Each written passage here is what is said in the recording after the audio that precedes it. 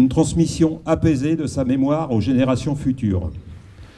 Depuis la loi du 6 décembre 2012, le 19 mars a été instituée Journée nationale du souvenir et de recueillement à la mémoire des victimes civiles et militaires de la guerre d'Algérie et des combats en Tunisie et au Maroc.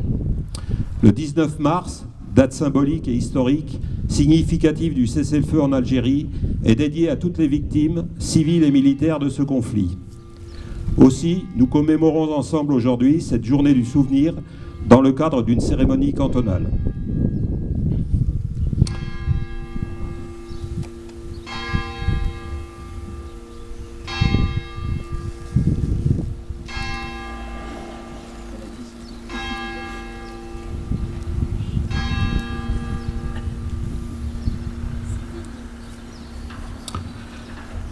Les honneurs vont être rendus au drapeau.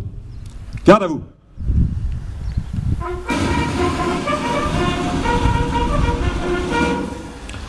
Attention pour les couleurs. Envoyez. Au drapeau.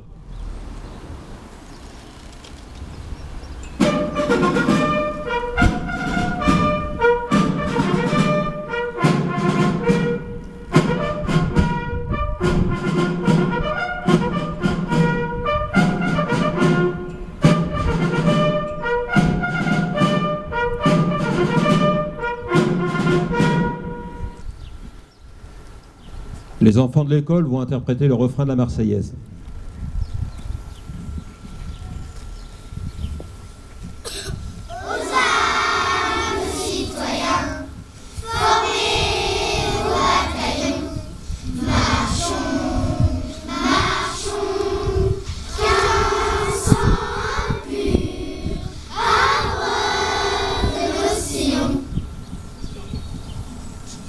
Repos.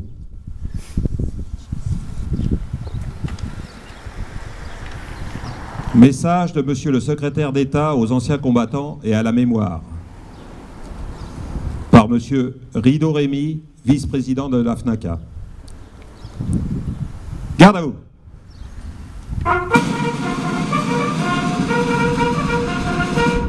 Ouvrez le banc.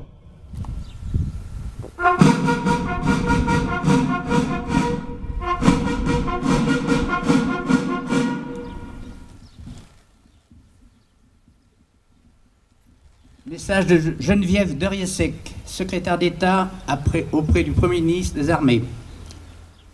Se souvenir, se recueillir, rendre hommage, faire mémoire, tel est le sens de la journée nationale du 19 mars. Telles sont les raisons pour lesquelles les Français se rassemblent aujourd'hui. Nous nous souvenons de la guerre d'Algérie et des combats en Tunisie et Maroc, de la souffrance, des drames qui ont endeuillé les parts et d'autres de la Méditerranée. Nous nous recueillons en mémoire des victimes militaires. Ils étaient rappelés du contingent militaire de carrière, forces de l'ordre, de métropole ou d'Afrique du Nord. Ils étaient aussi des forces supplétives et assimilées. 26 000 morts sont pour la France. 70 000 ont été blessés. Tous ont fait leur devoir avec courage et dévouement. Nous nous recueillons également en mémoire des victimes civiles, hommes, femmes et familles de toute origine et de toute confession. Le 19 mars 1962, c'est la fin tant attendue des combats. C'est la promesse d'un retour dans les foyers pour des milliers de soldats français. Près de 2 millions de rappelés ont servi en Afrique du Nord pendant 18, 28 ou 30 mois.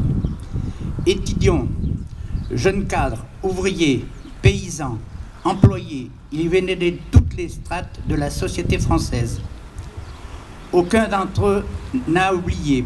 Ceux qui sont revenus sont souvent restés marqués par ce qu'ils ont vu, par ce qu'ils ont vécu, par la spirale dramatique de la guerre d'Algérie.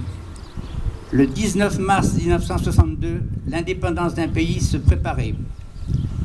Au soulagement des uns fait l'écho la détresse des autres. La violence se transforme mais frappe encore. Des drames se nouent, des représailles éclatent.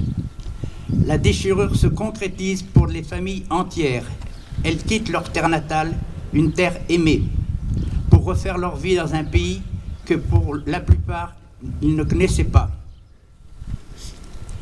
Ces événements ont profondément bouleversé notre pays et notre société. Nous en sommes des héritiers aujourd'hui. Certes, la mémoire de la guerre d'Algérie est plurielle, complexe. Certes, elle est parfois encore brûlante. Mais elle a une part de nous d'identité commune.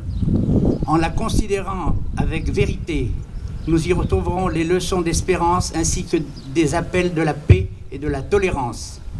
Voilà pourquoi il est essentiel que nous continuions à apporter à nos enfants, aux jeunes générations, des clés de compréhension. Voilà pourquoi il faut continuer inlassablement et à témoigner, à expliquer, à faire savoir. Voilà pourquoi nous nous réunissons aujourd'hui. Fermez le banc.